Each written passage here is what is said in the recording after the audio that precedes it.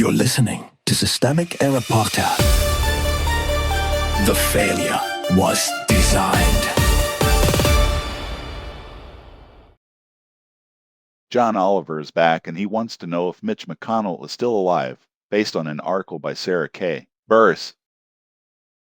The Senate's most useful unknown. John Oliver's segment treats Mitch McConnell's hospitalization as a grotesque mystery, but the real story is simpler. A powerful political machine is managing public uncertainty around a man whose office, party, and institutional position still matter. The source says McConnell has been in the hospital for more than a month. His office released a staged-looking proof-of-life photo, and Kentucky Gov. Andy Beshear has been publicly asking for basic confirmation that McConnell is actually able to do the job he is paid to do. Power is not the same as presence. McConnell is not a private citizen. He is a U.S. Senator and a former Senate leader, which means his health is not gossip. It is governance. If he is absent, the question is not whether people are being nosy. The question is who is making decisions, who is withholding information, and how much institutional work is being done by staff, allies, and party machinery to keep the appearance of continuity intact. That is the first misdirection in the source. It turns a power problem into a personality puzzle. The issue is not whether the public finds McConnell's condition entertainingly strange. It is whether a senator's office can bury the truth inside a haze of vague statements, selective photos, and silent evasions while continuing to occupy power. The people who know are not talking. The decision to disclose almost nothing is a decision. McConnell's office has the facts. His staff has the timeline. His spouse, Elaine Kao, is part of the inner circle that can move around the story without actually clarifying it. Yet the public gets fragments, a photo,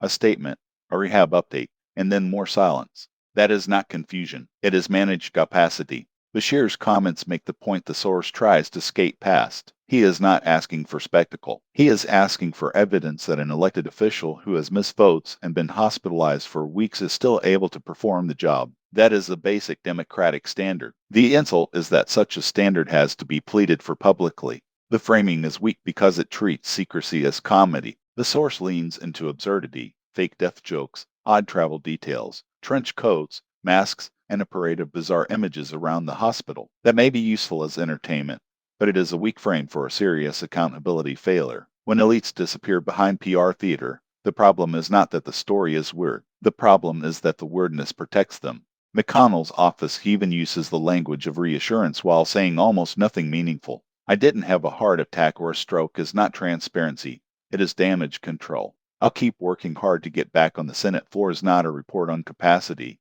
It is a promise that can't be independently verified. The structure is familiar, release enough to quiet the press, conceal enough to avoid consequence. What the story is really about, the larger pattern is not a sick politician. It is the normalization of institutional concealment. The political class expects the public to accept that the people with the most power can remain inscrutable, unaccountable, and apparently unavailable, while everyone else is told to respect privacy and wait. That bargain always runs in one direction. Ordinary workers do not get to disappear for a month and keep their job without explanation. Members of Congress can, because the institutions around them are built to absorb their absence and shield the party from embarrassment. The result is not dignity.